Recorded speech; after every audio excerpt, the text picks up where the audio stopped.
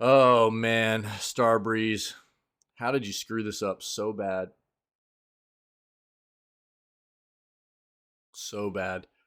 Payday 3's long awaited first patch is delayed again. Please bear with us. Starbreeze is taking extra time to make the patching process faster for the future. They wrecked this, dude.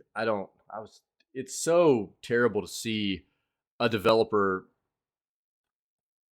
have a solid game already in the first place in like Payday 2 and then try and evolve it into something new or more modern, because Payday 2 came out roughly a decade ago, and they tried to bring Payday into modern times with Payday 3, and missed they missed the entire dartboard.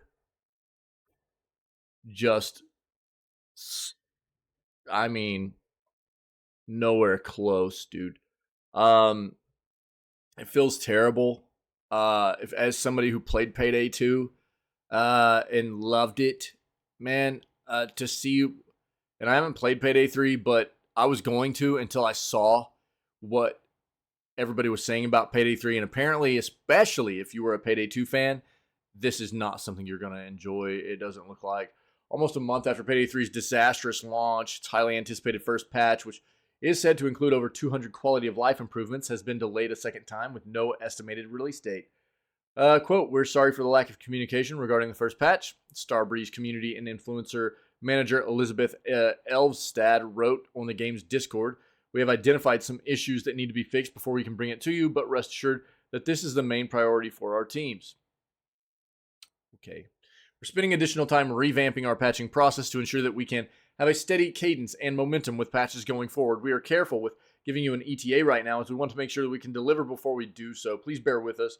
The patch and more news are coming." Payday 3 players have been living in the promise of the patch ever since it was slated for the first week of October. Reports of matchmaking errors, empty lobbies, cheaters, and frustrations with a challenge-based progression system have continued in the interim.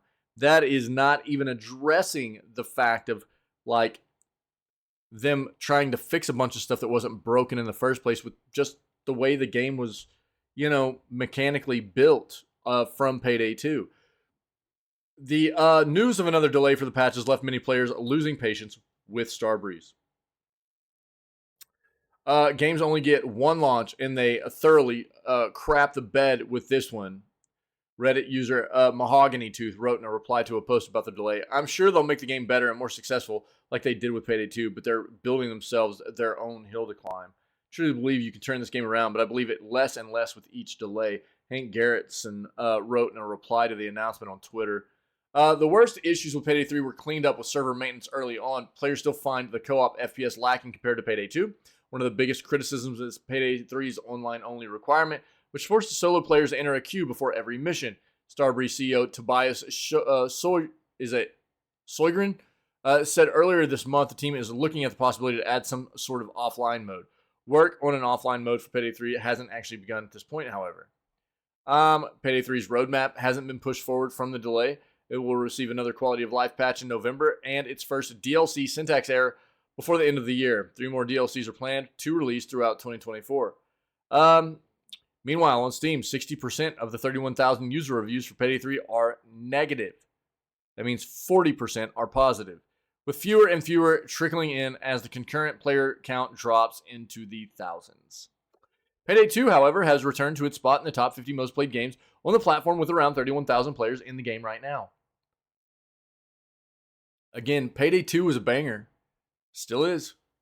And I don't know what they were thinking with all these things they tried. What they needed to do, and they didn't do, was just take Payday 2, take a look at...